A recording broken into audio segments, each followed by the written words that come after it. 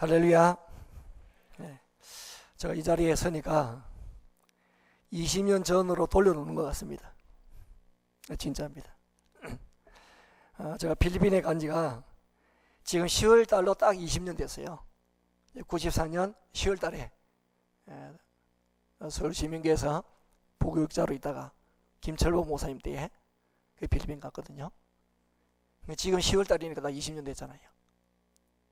그때 김철보 목사님이 10년만 있으라 했거든요. 10년이 한 번 더 지나가지고 20년이 되어졌습니다. 김 목사님은 20년인데 저는 잠시라고 생각해요. 잠시. 10년이 아니고 잠시라고 생각했는데 그 잠시가 20년이 되었습니다. 제가 이 한국에서 사역한 교회가 마지막 교회가 서울시민교회이기 때문에 항상 서울시민교회가 저기 남아 있습니다. 그럴 수밖에 없어요. 성경이 있으니까 항상 서울시민교회만 남겨져 있고 모교회처럼 또 시집간 딸에게는 친정교회처럼 그렇게 늘 느껴지는 교회가 서울시민교회입니다. 그리고 작년에 저 둘째가 이렇게 몸이 아팠을 때 정말 서울시민교회에서 많이 기도해 주시고 훈도해 주시고 그런 와중에 큰딸도 결혼도 이 교회에서 하게 하시고 여러 가지로 참 이 서울시민교회로부터 받은 사랑이 참 많습니다. 그래서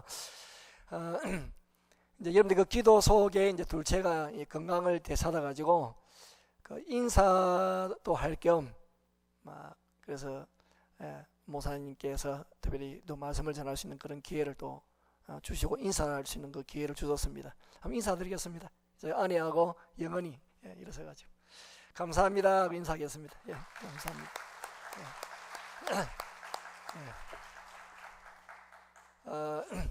병원 치료를 이제 다 마치고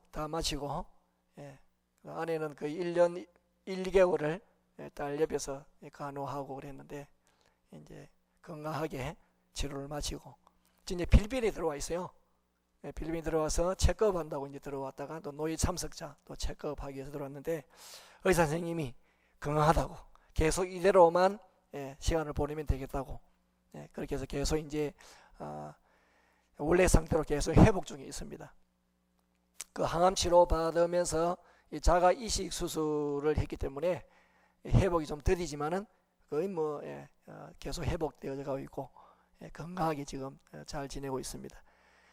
여러분들이 많이 이렇게 기도해 주시고 또 여러 가지로 또 염려해 주시고 아껴 주시고 사랑해 주신 그 결과라고 생각합니다. 정말 감사합니다.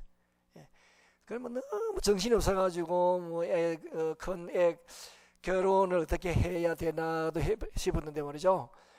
또 우리 또 건호 목사님께서 또 이 교회에서 결혼할 수 있도록 그렇게 또 허락해 주셔가지고 그냥 정신없이 결혼식을 했어요. 처음에는 여기서 결혼하고 그럴 때 말이죠. 저희 해외에 나간 지가 거의 20년이 됐기 때문에 손님이 누가 오겠느냐. 우리 쪽에서는 한 많으면 120명 정도 올 것이다. 그렇게 했는데 말이죠. 서울시민교회 성도들께서 너무 많이 참석해 주셔가지고 나중에 확인 한 350명이 왔더라고요. 내 쪽으로. 얼마나 하나님께서 꽃배기로 그렇게 은혜를 주시고 위로하시고 격려해 주시는지. 그래서 참 많은 위로와 격려를 받았습니다. 고난과 어려움 당하면서 교회적으로도 이 고난이라고 하는 것이 연거푸 오더라고요. 파도처럼 연거푸 오는데 이 애가 아프기 전에도 이 교회에서 또 좀 이렇게 여러 가지 또 어려움들이 좀 있었거든요. 어려움들이 한꺼번에 오더라고요. 그때에 참 묵상되는 말씀이 있었어요. 작년에 저희 교회, 제가 성인한 시바는교회, 그 시바는교회 표어가 여호와를 바랄지어다 였거든요. 시편 27편 14절입니다. 너는 여호와를 바랄지어다. 강하고 담대하며 여호와를 바랄지어다. 이게 우리 교회 표어였어요. 그러니까 의사도 바라볼 수가 없어요. 의사도. 안양에 있는 그 성심병원에서 치료를 받다가 삼성병원으로 옮겼거든요. 의사가 치료를 하다가 우리 이 병원은 더 치료할 시설이 없으니까 5개의 병원을 소개를 하면서 그 중에 하나를 선택을 하라고 하더라고요. 그래서 우리 삼성병원으로 옮겼거든요. 그래, 의사가 그렇지 않습니까? 의사들이 요즘 의사는 확실히 이렇게 말하지 않습니다. 항상 차트를 보고 데이터를 가지고 말을 하잖아요. 데이터를 가지고 말하지 미리 말하지 않습니다. 책임질로 가지 않습니다. 그러니 의사도 바라볼 수 없어요. 실제로 병원에 치료를 하는 과정에서요, 암으로 인해 가지고 죽어가는 사람도 여러 명 봤습니다. 그때 바라볼 수 있는 분은 여호와밖에 없어요. 여호와. 어떤 마음으로? 강하고 담대하여 여호와를 바랄지어다. 이제 그 말씀이 굉장히 위로가 되어졌고요. 우리가 바라볼 수 있는 분은 여호와 하나님, 여호와를 바랄지어다. 그건 또 하나 더, 이건 성경 구절은 아니었어요. 다윗이 왕이 되고 금 세공업자를 불러가지고 야사로 내려온 것인지 모르겠어요. 이 다윗이 금 세공업자를 불러서 반지 하나를 만들어 달라고 주문을 했습니다. 그러는 그 반지에 글귀를 하나 새겨 넣어 달라고 요구를 했어요. 그 내용은 어떤 내용이냐면은, 내가 전쟁에서 큰 전쟁에서 승리했을 때도 교만함으로 자제력을 잃지 아니하고, 내가 엄청난 고통과 슬픔을 당했을 때도 그 고통 때문에 좌절하지 아니하는 그런 어떤 그 구절을 반지 하나 새겨서 달라고, 그렇게 이제 금 세공업자에게 요청한 거예요. 그래서 세공업자가 알겠습니다, 왕이여, 물러갔습니다. 그러면요, 솔로몬에게 찾아갔대요. 솔로몬에게 찾아가서 솔로몬에게 이 왕께서 반지를 하나 만들어 달라고 그러는데, 반지에 글자를 새겨달라기를, 내가 큰 전쟁에서 승리해도 교만하지 아니하고, 그리고 고난과 어려움 중에서 내 낙심하지 않는, 그게 걸맞는 글귀를 하나 적어달라고 하는데 무엇을 해주면 좋겠습니까? 하고 물었을 때 솔로몬이 이런 대답을 했다는 거예요. 그것 또한 지나가리라. 그러니까 승리도 영원하지 않고 고난과 고통도 영원하지 않고 다 지나간다는 거예요. 그 구절이 굉장히 마음이 와닿았어요. 그러니까 지금 딸로 인하여서 굉장한 어려움의 시기를 지나가고 있지만은, 지금 우리가 해외에 있으니까 아내만 한국에 들어와가지고 병원에서 지금 간호를 하고 있잖아요. 그러는 혈액암이잖아요. 임파선암, 혈액암. 그런 중에 이런 것도 지나가는 것이다. 여호와를 바라보며 이것 또한 지나가는 일이다. 우리가 할 수 있는 일은 기도하는 일이고 하나님을 바라보는 일이구나.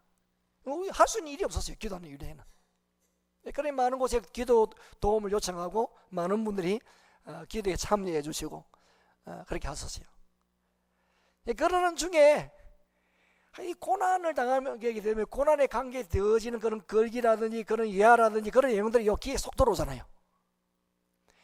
또 하나의 그런 어떤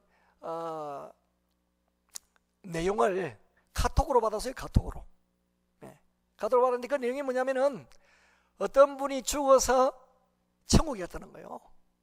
천국에 갔는데 천사들이 무엇을 포장을 하고 있더래요.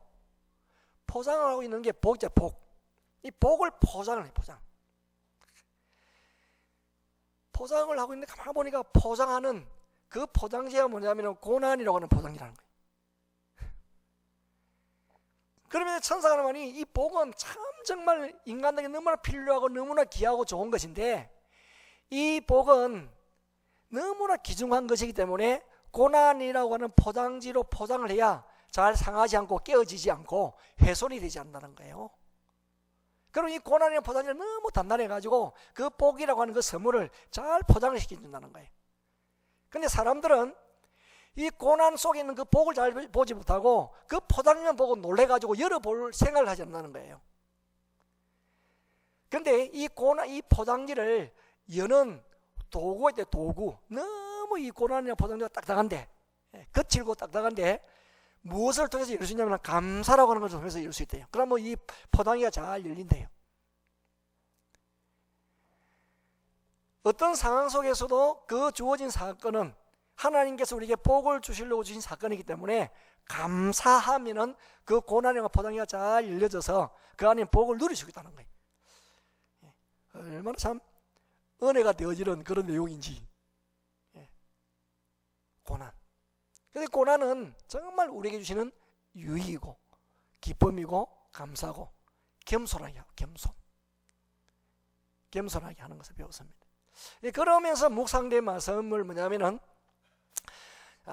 여러분 보통 보면 교인들이 생각할 때에 성도들이 생각할 때에 선교사다 목사다 이렇게 하면요 고난이 그 가정에는 평화롭고 고난이 좀 없을 줄 알잖아요. 근데 저희 가정에 처녀아이가 혈액암에 걸렸어요. 그때에 목사가 어떤 마음가짐과 어떤 자세 어떤 태도를 보여야 될 것인가 대단히 중요하더라고요. 그 자세, 마음가짐. 그러면서 묵상하는 말씀이 이 고린도 전서 4장 1절 2절의 말씀이었어요. 4장 1절 2절은 이렇게 4장 1절 이렇게 시작하거든요. 사람이 마땅히 우리를 그리스도의 일꾼이요 하나님의 비밀을 맡은 자로 여길지어다. 자, 여기 마땅히 우리는 시작을 사람이 마땅히 그렇게 시작합니다만은 헬라 원문을 보게 되어지면은 마땅히가 먼저 나옵니다. 마땅히라는 의미는요 헬라로 보면은 후토스 그러므로라는 뜻입니다. 그러므로 이 그러므로라는 접속 부사잖아요. 그러니까 이전의 내용이 이후의 내용에 직접적인 근거가 되어질 때에 사용되는 접속 부사가 그러므로이거든요. 그러니까 그러므로 이 4장 1절을 되기 위해서는 앞에 있는 구절이 중요한 거예요. 그래 그러므로 사람이 우리를 그리스도의 일꾼이요 하나님의 비밀을 맡은 자로 여길지어다 그렇게 되어지거든요. 그러니까 3장에 보면은 21절부터 23절이 그러므로에 해당되어지는 그런 내용이거든요. 그 내용이 뭐냐면은 그런즉 누구든지 사람을 자랑하지 말아라. 만물이 다 너희 것임이라. 바울이나 아볼로나 게바나 세계나 생명이나 사망이나 지금 것이나 장래 것이나 다 너희의 것이요 너희는 그리스도의 것이요 그리스도는 하나님의 것이니라. 자, 당시 우리가 아는 것처럼 이 고린도 교회는 이 헬라 철학의 영향으로 인해서 지혜를 사모하면서 교만하게 되었죠. 그러는 지도자를 힘입어 가지고 헛된 그런 자랑에 빠져 있었습니다. 그래서 파가 나누죠. 나는 바울파다. 나는 아볼로파다. 나는 게바 베드로파다. 나누셨어요. 거기에 대하여서 사도 바울의 설명이거든요. 왜 너희들은 사람을 자랑하느냐? 순서가 이렇습니다. 순서가 사람을 자랑하지 말아라. 만물이 다 너희 것이라는 거예요. 만물. 그 만물이 다 너희 것이라. 너희는 뭐냐면 고린도 교회를 말하는 것이거든요. 만물이 다 교회에 속했다는 거예요. 그 만물에 속한 것이 뭐냐면은 22절이거든요. 그 만물에 속한 것이면은 바울, 아볼로, 게바, 세계, 생명, 사망, 지금 것, 장래 것 다 교회에 속한 것이라는 거예요. 그럼 교회는 누구에게? 너희는 교회잖아요. 교회는 그리스도의 것이고 그리스도는 하나님의 것이다.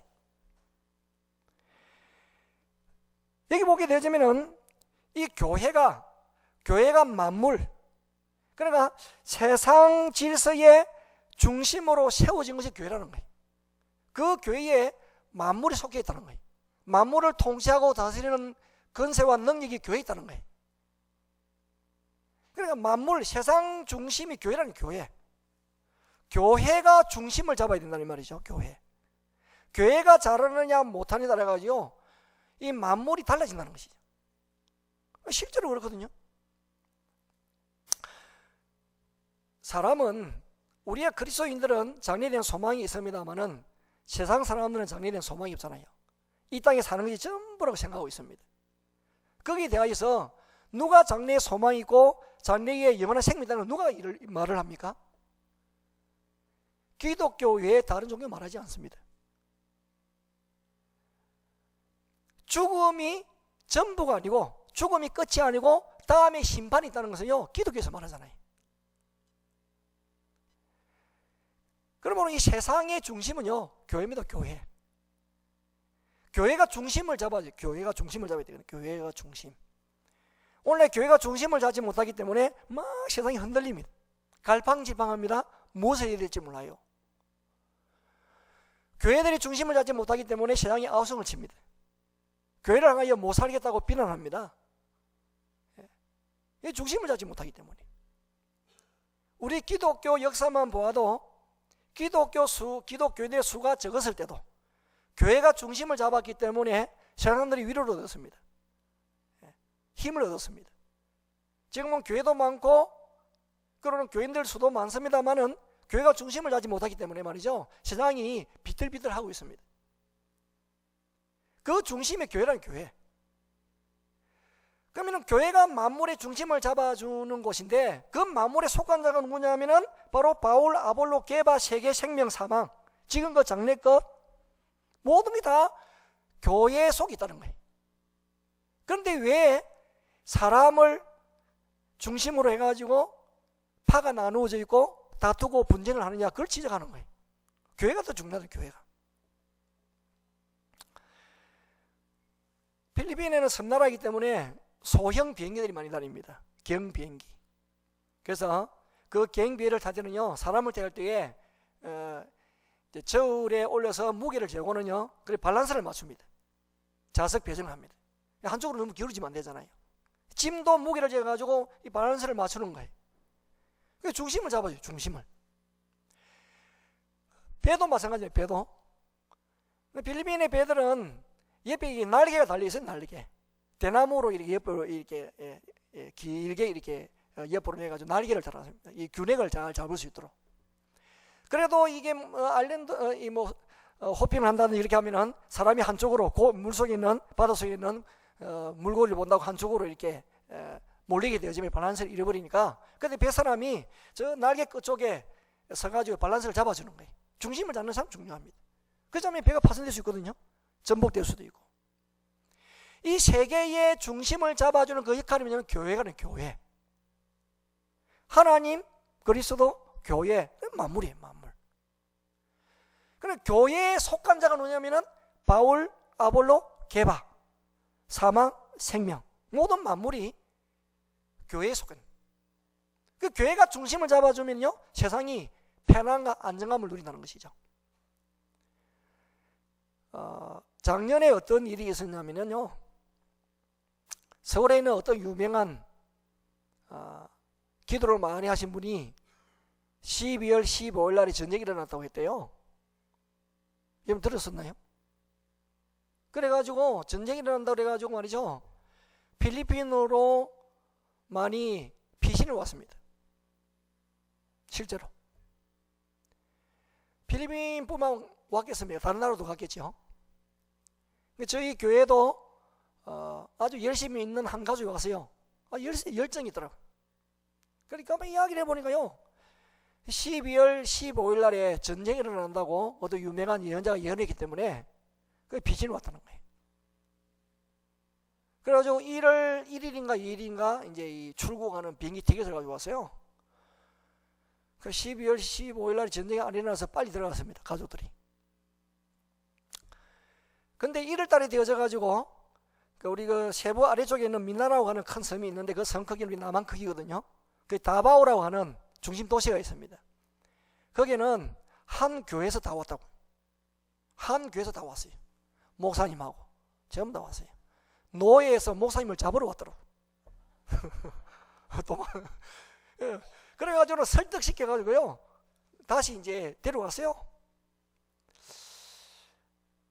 참 이게 안 믿는 사람이 참 들었을 때는 어떻게 생각하겠어요? 만약에 실제로 뭐 전쟁이 일어난다든지 이렇게 하면요, 교회가 도망가는 게 교회가 아니잖아요. 오히려 교회가 자리를 지키면서 불안을 떨고 두려워하고 염려하는 분들에게 오히려 위로를 하고 격려해주고 용기를 북돋아주고 그 불안한 마음들을 다 붙잡아주는, 그게 교회가 해야 될 일 아니겠어요? 중심을 잡아주는 역할을 교회가 해야 된단 말이죠. 세상 사람들은 가만히 있는데 교회에서 어떤 예언자가 전쟁이 일어난다고 그렇게 했다고 말이죠, 다투어가지고 해외로 피신하고, 이 교회가 할 일이 아니죠. 그 중심을 잡는 일이 아니에요. 교회라고 하는 것은 평상시는요, 잠잠히 있다가 정말 어려운 일이 일어나면은 담대하게 용기 있게 어려움과 두려움을 당하는 사람들을 격려하고 힘이 되어주고 위로하고, 그러면서 다 중심을 잡아주고, 그 교회가 해야 될 역할 아니겠어요? 그런 의미에서 지금 바울이 말하고 있는 거예요. 교회 속에 교회. 만물은 교회에 속했다는 거예요. 우리는 교회에 속한 만물에 불과하다. 그런데 왜 우리 중심으로 파가 나누어가지고 교회를 어지럽게 하느냐? 그걸 말하는 거예요. 자, 이런 설명을 하고 난 이후에 이제 1절에 말하는 거예요. 그러므로 사람이 우리를 그리스도의 일꾼으로. 그리스도의 일꾼. 그럼 여기에 바울이 사용하는 일꾼, 이 일꾼이라고 하는 이 단어, 일꾼의 이 단어가 이제 헬라어에 보면은 히페르테스거든요.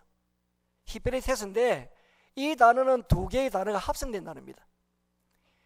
히포라고 하는 동사와 이 전치사 아래, 언더, 아래라는 동사와 그러는 에테르라는 그런 노를 젓는다는 동사와 같이 합성된 그런 단어가 히페르테스예요. 그러면은 자, 배 밑창에서 노 젓는 사람, 그런 의미거든요. 일꾼이라는 단어가. 배 밑창에서 노 젓는 사람은 어떤 사람일까요? 배 밑창에서 노를 젓는다. 2000년 전에 바울이 이 고린도전서를 사용하는 그 당시 2000년 전에 배 밑창에서 노 젓는 사람은 어떤 사람이겠어요? 노예 중에 노예입니다. 베너라고 하는 영화 보셨나요? 베너라는 영화를 보면은 찰스 헤스톤이 그 배 밑창에서 발이 이 쇠살이 탁 묶여가지고 여러 이 노예들이 그 한 노예 2명씩인가 2명인가 3명인가 붙어가지고 노 젓는 그 전함에 노 젓는 사람을 등장하잖아요. 그런 사람을 일컬어서 여기 일꾼이라고 하는 단어를 쓴 거예요. 배 밑창에 노 젓는 사람, 노예 중에 노예입니다. 그래서 일꾼, 이 단어예요. 히페르테스. 그럼 보세요. 배 밑창에서 노를 젓는 사람은 말이죠, 자기가 노를 젓지만은 방향을 자기가 결정하지 않습니다. 노를 젓으면 이 배가 어느 방향으로 가는지 몰라요. 왜 배 밑창에서 노를 젓으니까 앞이 보이지도 않아요. 방향도 결정할 수 없지요. 속도 결정 못해요. 속도도 자기가 결정하는 것이 아니에요. 배 위에 있는 사령관이 명령하면은 중간 전달을 통해 가지고 그 배 앞쪽에서 북치는 사람, 고수 북치는 사람 있잖아요. 그 북 장난에 맞춰 가지고 노를 빨리 젓기도 하고 늦게 젓기도 하는 거예요. 그러니까 배 밑에서 노 젓는 사람은 말이죠, 자기가 노를 저어도 방향을 어디로 가는지도 모릅니다. 창문도 없어요. 노만 젓는 거예요. 속도도 자기가 결정하지 않습니다. 그리고는요, 자기의 생명이나 자기의 모든 것은 누구에게 달리느냐? 사령관에게 달리는 거예요. 전쟁하다가 말이죠, 배가 파손될 수도 있고 전쟁이 질 수도 있잖아요. 그렇게 되면요, 다 죽는 거죠. 이 단어를, 히페르테스는 이 단어를 쓰인 거예요. 이 단어를. 바울만 그런 거예요. 바울만 그리스도의 일꾼이라는 그 단어가 아니라 우리도 그렇다는 거예요. 우리도 그리스도의 일꾼이에요. 그러니까 이런 마음가짐, 이런 자세를 가지고 일하는 것. 고난의 이 시간들을 이렇게 경험해 가면서, 아, 그렇구나.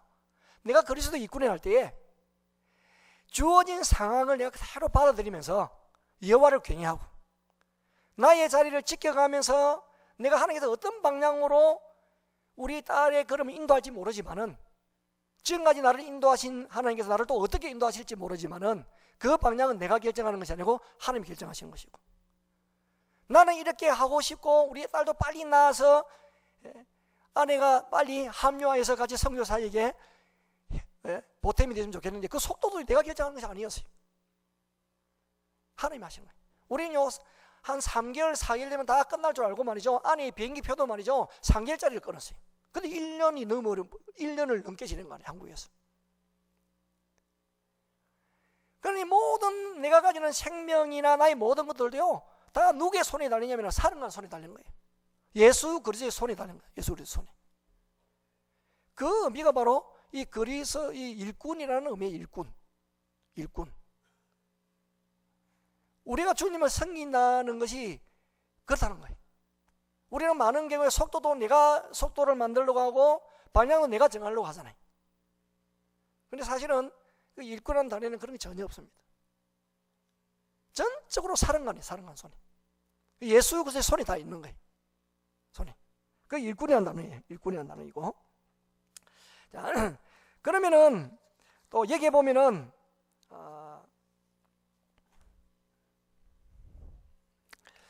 그리스도의 일꾼, 그리스도의 일꾼이 그렇게 잖아요. 그리스도. 사도 바울은 한 번도 너희의 일꾼의 말은 쓰지 않았거든요. 누구의 일꾼이라는 것이 대단히 중요해요. 소속이 누구이냐, 어떤 자리, 어떤 위치, 그게 아니에요. 그것이 아니라 누구에게 속해 있느냐. 엄청 활동력이 있고 행동력이 있고 일을 잘하는 분이세요. 이분은 행동대장입니다. 그런데 조폭 행동대장이요. 소속이 조폭이에요. 조폭. 소속이 어디 있느냐. 행동대장은 행동대장인데요, 소속이 조폭이면 안 되잖아요. 내가 누구에게 소속되느냐. 마약 판매책이라든지 소속이 어디냐 알아가지고 그 사람의 됨됨이라는 이 가치는 달라지는 것이죠. 사도 바울은 그리스도에 속함, 그리스도의 일꾼이다, 그렇게 자신을 그렇게 표현했어요. 그리고 그리스도의 비밀을 맡은 자라 그렇게 말씀을 했는데, 이 비밀이라고 하는 이 단어는 미스테리온, 우리 미스터리 할 때 비밀, 미스테리온 여기서 나온다는 거거든요. 미스테리온, 비밀. 자, 하나님의 비밀을 맡은 자, 하나님의 비밀. 고린도서 2장 7절에 보면은 하나님의 지혜를 똑같이 미스테리온이라는 그런 단어로 썼습니다. 하나님의 지혜. 그럼 미스테리온 이거는 혹은 신비, 그렇게도 이제 표현이 되어지거든요. 하나님의 지혜. 고린도전서 2장 7절에 하나님의 지혜를 또 미스테리온, 여기에서는 하나님의 비밀을 미스테리온 그렇게 했으니까 하나님의 지혜 그 자체가 신비라는 거죠. 그런데 이 신비는 사실은 감춰진 신비가 아니고 이미 우리에게 계시되어진 그런 비밀이죠. 그러니까 하나님의 은혜 속에서 알기를 원하는 사람이 다 보여주신 그런 비밀이 하나님이 계십니다. 우리에게. 그래서 우리가 이제 하나님이 우리에게 보여주는 방법이 두 가지. 하나는 자연을 통해서, 그 자연 계시를 그렇게 하잖아요. 자연 계시, 자연을 통해서. 그 자연을 통해서 우리에게 보여주는 것은 우리 잘 모르잖아요. 자연을 통해서 아는 것은요, 희미하게 알게 되어집니다. 자연을 통해서는. 그래서 우리가 좀 더 분명하고 확실하게 알도록 이제 보여주신 것이 이제 말씀이에요. 말씀, 하나님의 말씀. 그 말씀을 통하여서 우리에게 이제 보여주는데, 그 말씀을 통해서는 말씀을 읽고 묵상하면서 더 분명하게 알게 되어지죠. 그것도 부족하다 보니까 하나님께서는 확실하게 눈에 보이게끔 예수님을 보내주셨잖아요. 예수님. 그 예수님이 말씀이신 그분이 육신을 입고 오셨잖아요. 그래서 우리가 요한복음 1장 1절에 보면은 태초에 말씀이 계시니라, 이 말씀이 하나님과 함께 계셨으니 이 말씀이고 하나님이시다. 말씀, 로고스. 그 말씀이 하나님이신 것을 말하고 14절에 보면은 말씀이 육신이 되어 우리 가운데 거하심에 우리가 그 영광을 보니 아버지의 독생자의 영광이더라. 말씀이 육신이 되었다. 말씀 1장 1절에는 말씀이 하나님, 그 하나님이 육신, 사람이 되었다. 사람으로 오신 분이 예수 그리스도다. 그렇게 설명하고 있죠. 그러니까 분명하게 우리에게 보여주는 겁니다. 하나님 은혜를 사모하는 자에게는 이거는 반드시 알려지게 되어져 있습니다. 그러니까 하나님의 비밀, 그것은 비밀을 맡은 자로 여길지어다. 그렇게 바울이 자신을 이렇게 소개를 하면서 중요한 말씀을 2절에서 하고 있습니다. 그래서 2절이 이거거든요. 제가 말하려고 하는 것은 2절이에요. 그리고는 맡은 자들에게 구할 것은 충성이니라. 그렇게 돼요. 충성. 맡은 자들에게 구할 것. 그 은혜를 받은 사람. 여기 구할 것이라는 이 단어만 보게 되지면은 굉장히 능동태로 보여지는데, 내가 구할 수도 있고 구하지 않을 수도 있고. 근데 사실은 이 단어가 수동태로 사용되어 가지고 은혜를 받은 사람은 반드시 이런 것이 있어야 된다는 거예요. 그게 뭐냐면 그게 충성이에요. 충성. 내가 원하든지 원하지 않든지 간에 정말 하나님의 은혜를 받은 사람은 이것이 있어야 된다. 그게 충성이에요. 우리는 원하든지 원하지 않든지 우리는 다 은혜 받은 사람이잖아요. 너희가 그 은혜로 인하여 믿음으로 말미암아 구원을 얻으나니 이것은 너희에서 난 것이 아니요 하나님의 선물이라. 그 우리는 하나님의 선물, 구원, 영생을 받았습니다. 그 우리 하나님의 자녀가 되어졌잖아요. 내가 원하든지 원하지 않는 하나님께 우리 주신 선물이 다 은혜를 받은 사람입니다. 오늘 이 예배에 참석하신 분들은 은혜 받지 않은 사람 아무도 없습니다. 다 하나님의 은혜를 받았기 때문에 우리 하나님의 자녀가 되어졌고, 우리가 하나님의 어떤 하나님을 아버지라 부르는 그 은혜를 우리가 얻게 되어지죠. 그러므로 우리는 다 뭘? 충성돼요. 충성해야 되는 거예요. 충성. 자, 그러면은 이 충성이라고 하는 이 단어, 충성. 여러분 보통 교회 보면은 이제 갈등이나 다툼이 일어나잖아요. 갈등과 다툼이 일어나는데 어떤 사람에게 갈등과 다툼이 일어나면 충성한 사람에게 다툼이 일어납니다. 교회에서 일하지 않은 사람은요 다툴 일도 없어요. 예배만 참석하는데 왜 다투요? 그냥 열심히 봉사하는 사람 사이에 다툼이 일어나는 거예요. 충성하는 사람 사이에서 다툼이 일어나는 거예요. 열심히 봉사하다 보니까. 그러면은 그 충성하는 기준이 뭐냐는 거예요. 기준이 잘못되어지면요 다툼이 일어납니다. 그 기준이 자기 경험이라든지 자기 생각이라든지 또 자기 어떤 판단이라든지 그 기준이 되어지면 반드시 다툼이 일어나게 되어 있습니다. 사람이라는 건 다 다르기 때문에 그렇습니다. 그러면은 우리가 이 충성한다고 할 때 이 충성이라고 하는 뭐 한자를 제가 들고 나왔으면 좋겠는데, 우리 충성 충자가 마음 중심의 밑에 중심 중자에다가 가운데 중자에 마음 심심이 있잖아요. 마음심 그 충자잖아요. 가운데 중자에 마음심 이 충이거든요. 그러면 성은 말씀 언변에다가 이루 성자거든요. 그러니까 뜻을 풀이하면 중심으로 말씀을 이루는 것, 그게 충성이에요. 기준이 말씀이 기준이면요 싸울 일이 없습니다. 말씀이 기준이면 싸울 일이 뭐가 있어요? 기준이 나의 경험이 기준이다 보니까 싸우는 거예요. 내 생각이 기준이니까 싸우는 거예요. 우리는 지금까지 이렇게 해왔는데 왜 당신은 이렇게 하려고 하느냐, 그것 때문에 싸우는 거예요. 그래서 우리가 세대 차이라 이렇게 하잖아요. 그것 때문에 싸우는 겁니다. 말씀이 기준이면 싸우지는 않아요. 저희 부모님이 다 건강하시거든요. 부친이 지금 86입니다. 모친이 81거든요. 이제 부친은 직업이 이발사입니다. 이발사. 이발사인데 지금도 이발하세요. 지금도 86인데 이발관에서 이발하신다니까 손님은 없습니다. 손님은. 누가 젊은 사람이 그 나이 많으신 분들 앞에 가서 머리 깎겠어요. 그래서 늘 이게 이제 단골 손님만 한 뭐 20명인가 25명인가 있대요. 근데 여전히 이 손놀림 가지고 말이죠. 손놀림 가지고 다 머리 깎고 가위질하고 다 합니다. 면도하고 다 하시면 다 하세요. 그러면은 결혼하고 나서부터 지금까지 빠뜨리지 않고 하는 거 있어요? 그게 뭐냐면 가정 예배를 드립니다. 가정 예배. 두 분이 이제 뭐 우리 부친 목친 두 분이 계시는데 두 분이 새벽기도 갔다 오시면요 가정 예배 드려요. 가정 예배 한 번도 빠지지 않습니다. 저희들이 가면 이제 같이 4명이 가정 예배 드리죠. 저희들이 어렸을 때도 가정 예배 드린 말이죠. 늘 무엇으로 건면하냐? 말씀을 가지고 건면해요. 말씀을 가지고 건면하지 않으면 잔소리라 하거든요. 잔소리. 이 잔소리라고 하는데요, 말씀을 가지고 건면하면 잔소리라고 하지 않습니다. 하나님의 말씀이기 때문에. 이 말씀으로 건면하는 거예요. 그러므로 이 충성의 잣대는 말씀밖에 없어요. 말씀이 충성의 잣대.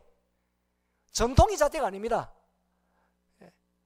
오랫동안 이렇게 해온 전통, 우리 어떤 생각, 우리가 주는 지식, 그것이 잣대가 아니에요. 말씀이 잣대가 되어지는 거죠. 말씀.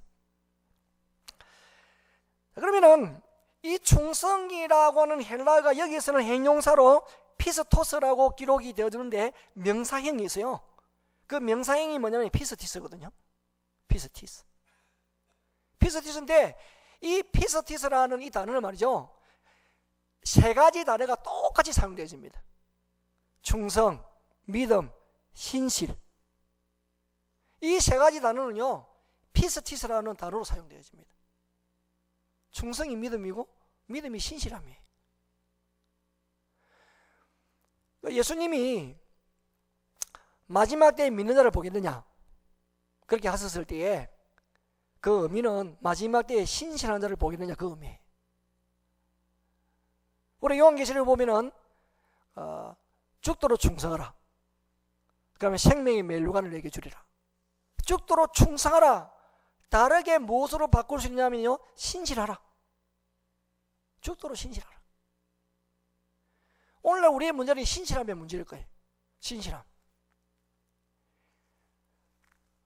오늘 어떤 장로님께서 담임 목사님을 이야기하실 때에 그동안 거쳐간 여러 목사님들에서 한마디로 그분은 한 단어로 한 문장으로 말하면 이러하다 말씀하시면서 우리 권 목사님에 대해서는 투명한 유리라고 그렇게 하셨어요. 속이 다 들려다 보인대요.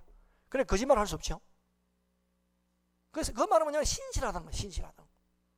신실하다는 거예요.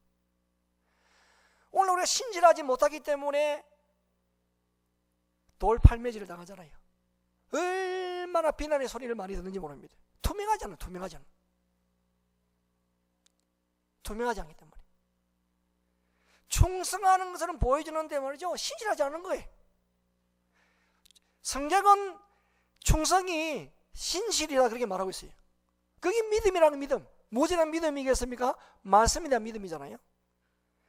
그러니까 충성된 사람은 말씀에 대한 믿음이 분명히 되고 그 결과는 신실해야 된다는 거예요. 신실함으로 증명되어지고 드러나야 된다는 거예요. 저는 필리핀에서 20년간 사역하면서 저희 교회에 20년간 변하지 않은 표가 있습니다. 작년 표현은 여호와를 바라볼지다 그랬죠. 근데 평생표가 있어요. 제가 있는 동안 이 평생표는 이거는 행함과 진실함이라는 뜻이에요. 행함과 진실함 있는 교회. 많은 분들이 해외에 나가면은 한국 사람 조심해라 그런 말을 많이 듣잖아요. 그래서 뭐 한국 사람 안 만나려고 하고 그러는데 말이죠, 해외에 나오면은 말이죠, 한국 사람을 안 만날 수가 없습니다. 자연스럽게 만날 수밖에 없어요. 어떻게 한국 사람 안 만나고 살아갑니까? 같은 동족인데. 근데 해외에서도 참 좋은 분들이 많거든요. 많은 좋은 분들의 그런 어떤 도움을 받으면서 회생을 하는 것은요, 이제 많이 이렇게 소문이 나지 않습니다. 그냥 본인과 뭐 옆에 있는 몇 분에게 끝나버려요. 근데 해외 나가서 사람 잘못 만나가지고 어려움을 당한 일들은요, 가는 곳마다 이야기이기 때문에 전부 다 해외 있는 사람은 사기꾼만 있는 것 같아요. 그래서 사실은 좋은 분들이 더 많아요. 저희 교회도 보면은 처음 교회를 바로 오시는 분은 잘 도와주거든요. 저희 교회 역사가 올해 28년이거든요. 제가 20년 되었잖아요. 28년인데 얼마나 이 교회에 그동안 이 축적된 노하우가 있잖아요. 그러니까 얼마든지 사람이 도와줄 수 있거든요. 처음 오면 잘 도와드립니다. 다 이 사고 당하여서 오기 때문에 사고 당하고 나서 사기 당하고 오시는 분들한테 도울 방법이 없는 거예요. 그런데 실제로 이 해외에서 정말 이 도움을 베푸는 분들도 진짜 많아요. 많은 이 잘못 걸려가지고 어려움을 당하는 그런 분들이 많이 있단 말이죠. 그래서 우리는 지금 이 필리핀 세부에서 제일 처음 세워진 한인교회이고 또 우리 고신 선교부 역사의 이 첫 발이 우리 교회에서부터 시작하잖아요. 그러니까 어디 가든 이 좋은 이미지, 누구든지 좋은 이미지를 가지고 있게끔 우리가 이렇게 만들어가자. 그래서 우리 행함 속에 진실함이 있는 그런 교회가 좀 되도록 하자. 그러면서 지금 제가 20년 동안 그 표를 계속 쓰고 있는 거예요. 행함과 진실함 있는 교회. 저 자신도 그런 마음을 가지고 목회를 하고 있습니다. 지금 우리 시부가 좀 커져가지고 말이죠, 인천에서 세부까지 인천 세부 직항이 7 항공사에서 비행이 뜹니다. 부산에서 세부까지는 4개 항공사가 떠요. 제가 처음에 갔을 때는요, 직항은 없었죠. 만날 거쳐갔잖아요. 만날 거쳐가지고. 저는 세부에 처음 갈 때에 이전에 제가 말씀을 드렸습니다만은 어떤 조건을 보고 간 건 전혀 아니었어요. 그 남우조 선교사님이 전임 때에 식사 자리에서 필리핀 세부에 세부 한인교회가 있는데 그 유학생들만 있다. 근데 교육자가 없다. 사례도 없다. 100만 원 후원받아서 오면은 산다. 그러더라고요. 그 7월 말에 그 이야기를 듣고 제가 7월 말에 식사를 마치고 마칠 때쯤 돼가지고 그러면은 저하고 가고 싶다 그랬죠. 그래서 8월 초에 제가 답사 갔습니다. 그럼 준비해가지고 10월달 들어간 거예요. 그러는 시부 아는 교회, 여기 서울 시민교회와 또 다른 제가 아는 교회에 후원을 100만 원 받아가지고 그래 들어간 거예요. 정말 가보니까 말이죠. 사례가 없어요. 교인들도 유학생들만, 소수의 유학생들만 모여 있었습니다. 나는 목사로 부름받았기 때문에 하나님 나를 필요로 하면은 저 가서 봉사하고 일을 해야지, 그런 마음으로 간 거예요. 저는 하나님이 시바하는 교회가 큰 대교회가 되게 해주게 그렇게 기도한 적도 없습니다. 왜냐면 보니까 말이죠, 늘 바뀌어지는 교회더라고요. 유학생이 왔다가 가고 오고 가고 오고 가고 그런 교회더라고요. 그렇게 기도한 적은 한 번도 없습니다. 그런데 세월이 흘러가니까 이 세부가 관광 신혼부부 여행지로 소문나면서 들어오게 되어지더니, 그러는 어학연수 바람이 불게 되어지면서 어학연수생이 들어오게 되어지고, 그 직강로가 생기고 그러면서 시부사회가 커지게 되어진 거예요.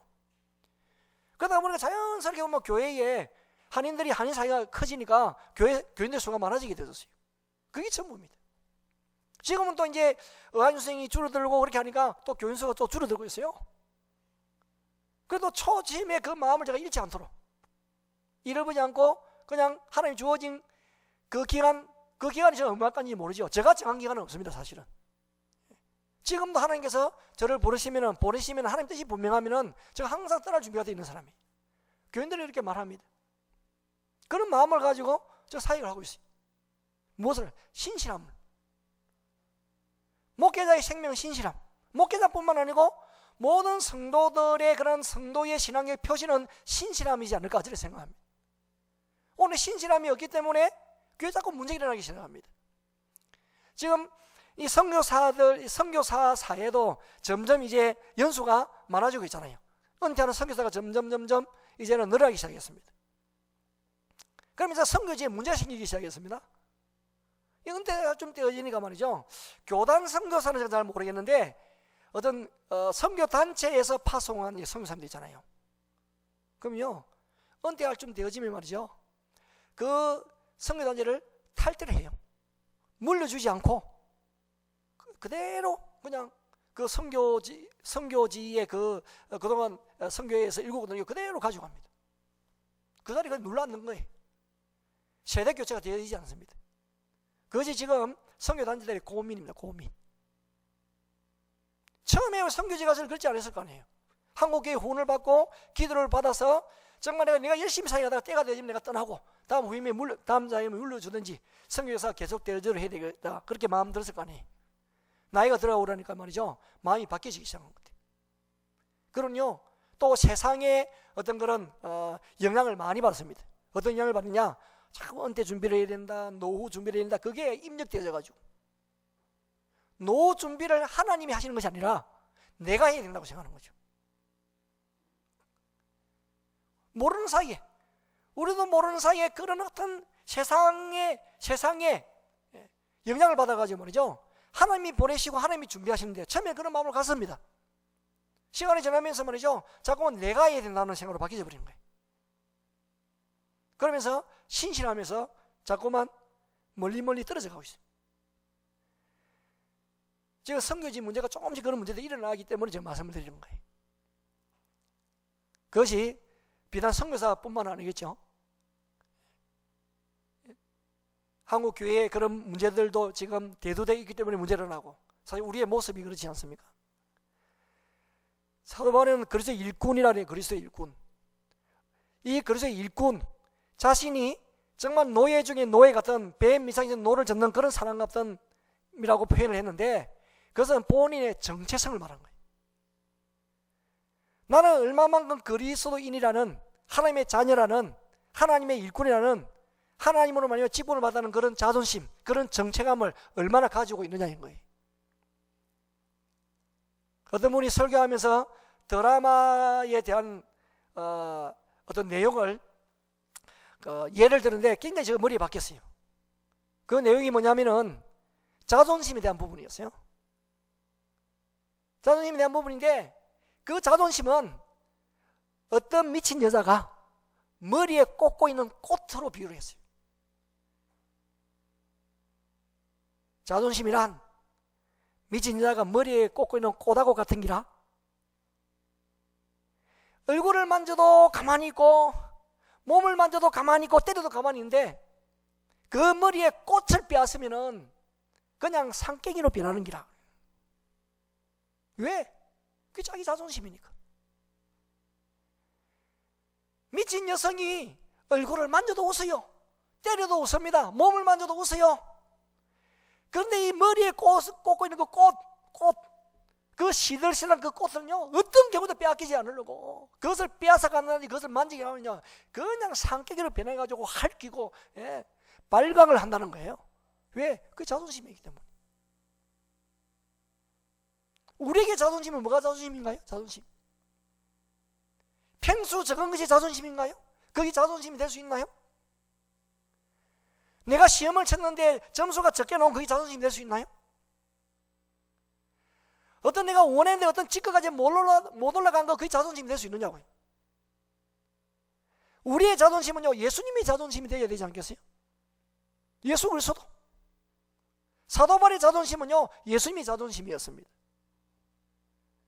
그래서 정말 죽음이 나를 기다린다 해도 내가 복음을 전하는 일을 위해서는 나의 생명을 조금 더 귀한 것으로 여기지 않겠다. 그렇게 고백한 사람이 바울이잖아요.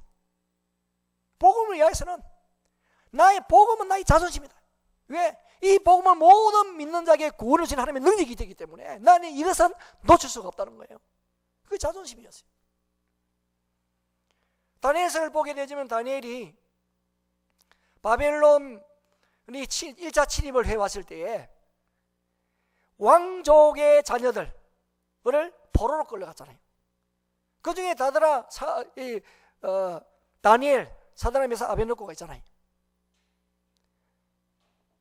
다니엘이 하도 똑똑하니까 포로로 끌려가서도 그 바벨론에서 총리가 되었습니다. 굴러온 돌이 말이죠, 박힌 돌을 빼내니까 얼마나 바벨론 사람들이 배가 박혔어요. 왕의 신임을 받고 있죠. 사람이 똑똑하지요. 지혜롭지요. 그러니까 어떻게 하든 이 다니엘을 제거하려고 공모를 해가지고 법령을 하나 만들었잖아요. 왕의 모양을 보다가 큰 신상을 만들어서 절하게 하고, 그 절하지 않은 사람은 사자굴에 집어넣는 법안을 만들었잖아요. 왕은 들어보니까 좋거든요. 자기를 이렇게 칭송하고 존경해 있는데 얼마나 기분 좋습니까? 그래서 도장을 딱 찍었습니다. 근데 목표는 누구냐면은 다니엘이 목표였어요. 다니엘이 총리인데 그거 모르겠어요? 총리인데 그것을 알고도 집에 돌아가서 전에 하던 대로 창문을 열고, 그러는 예루살렘이는 곳을 향하여서 기도했잖아요. 하루 3번. 창문을 닫고 기도하면 안 될까요?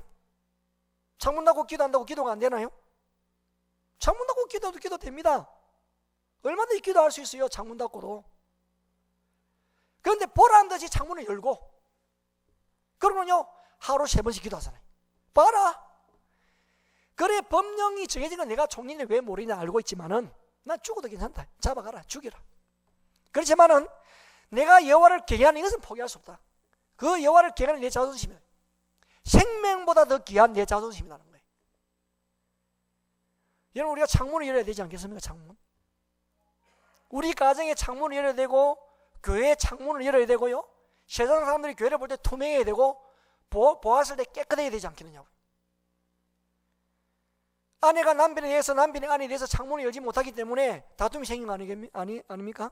부모가 자녀에 대해서, 자녀가 부모에 대해서 창문을 열지 않기 때문에 다툼이 생기는 거죠. 창문을 열고 환하게 보여주면 다툴 일이 뭐가 있어요? 보여주지 않기 때문에 다툼이 생기는 거예요. 보려고. 뭔가 비밀스러운 일이 있는가 싶어서 보려고 다툼이 생기는 거죠. 창문을 열면 말이죠, 다툴 일이 없습니다.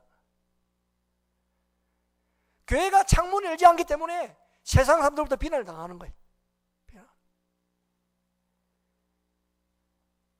인생을 살아갈 때 고난도 있고 어려움도 있습니다. 실패할 수도 있고 좌절할 수 있고 부도 나는 경우도 있어요. 정말 예상치 못하게 질고를 경험하기도 합니다. 그럴 때도 하나님 앞에 창문이 열릴 수 있는 신실함, 그래도 그 자리를 지키는 그 신실함, 하나님의 자녀라는, 내가 하나님보다 직분을 받은 자라는 그런 자존심, 그런 정체감, 그런 것을 바로 가지고 있을 때 우리는 떳떳하게 믿음의 걸음을 걸어갈 수 있고, 주님 다시 오실 그때 부끄럽지 않은 사람으로 주님 앞에서 신실한 자로 정말 주님 앞에 설 수 있지 않겠어요? 그런 사람을 향하여 충성되다, 착하다, 그렇게 하는 거죠.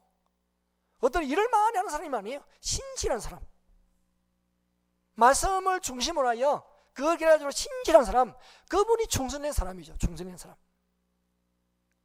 그런 이런 말씀들을 참 저에게 주셨어요. 고난의 삶을 통해 가지고.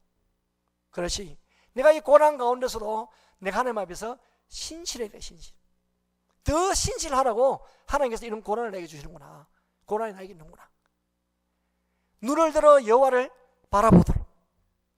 이 지나가는 일들이고, 그러는 하나님 앞에서 일꾼을 부름받은 박지덕 목사 선교사야, 너는 하나님의 비밀 말씀을 맡은 자로서 정말 내가 구할 것은 충성이다, 말씀의 건강 믿음이다, 그런 신실합니다. 그렇게 계속해서 말씀해 주셨어요. 저는 고난을 통해서 더 하나님 앞에서 신실해야 되겠다. 그래서 정말 주님 앞에 주님 오실 그때에 부끄럽지 않은 사람으로 내가 주님 앞에 섰으면 좋겠다 하는 그 마음을 다시 한 번 더 다짐하고, 내가 목사로서, 선교사로서 정말 그리스도의 일꾼, 내가 그리스도께서 나에게 주신 그 정체감, 그 자존심, 자존감, 그것을 잃지 않고 끝까지 내가 지켜가야 되겠다, 그런 마음의 각오와 결단을 새롭게 하는 그런 시간들이었습니다. 저는 은혜를 베풀으신 하나님께 감사를 드리고요, 또 오늘 예배 참석 여러분들도 정말 그리스도의 일꾼을 부름받은 것에 대해서 감사하시고, 그 일꾼이라는 그 단어가 나의 어떤 명예라든지 나를 드러내는 자리가 아니에요. 저희 교회에 장로님을 모두 3분을 세웠는데, 첫 번째 장로님은 인도네시아로 선교사로 갔습니다.